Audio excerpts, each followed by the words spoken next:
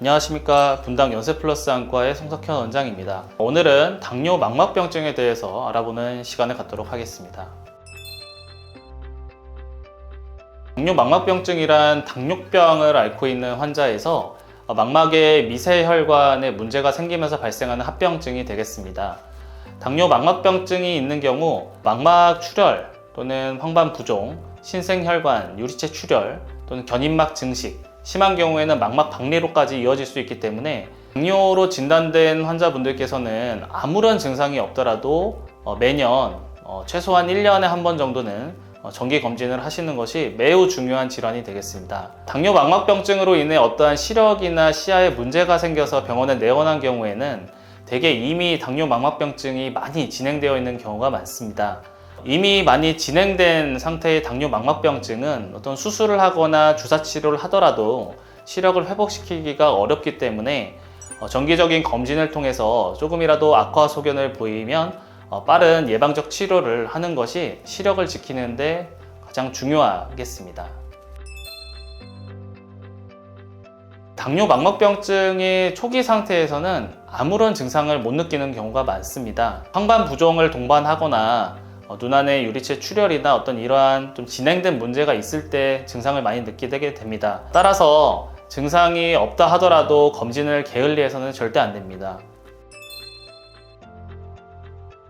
단순히 경미한 망막 출혈만 있고 어떤 다른 문제들이 합병되지 않았다면 당 관리를 잘 하면서 경과 관찰을 합니다. 황반 부종이 동반된 경우에는 안구내, 즉 유리체각 내에 항혈관 내피성장 인자나 스테로이드 주사를 통해서 황반 부종의 개선을 도모할 수 있겠습니다.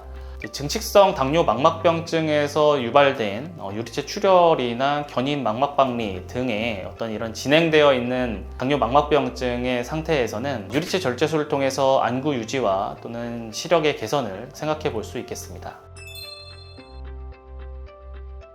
질환의 이름 자체가 당뇨 망막병증입니다.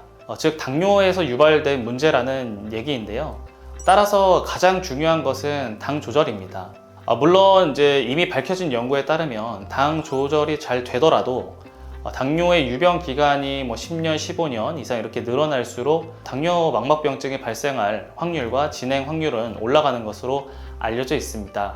하지만 우리가 노력할 수 있는 최선은 당 조절을 잘하고 정기 검진을 잘 하는 것이고요. 그로 인해 발생된 황반 부종, 신생혈관, 또 유리체 출혈 등의 어떤 이러한 문제들이 발생했을 때에는 치료 시기를 늦추지 말고 빨리 치료를 한다면 시력을 지킬 수 있기 때문에 정기 검진과 또 빠른 진단 그리고 빠른 치료가 우리의 시력을 지키는 데 있어서 가장 중요하겠습니다.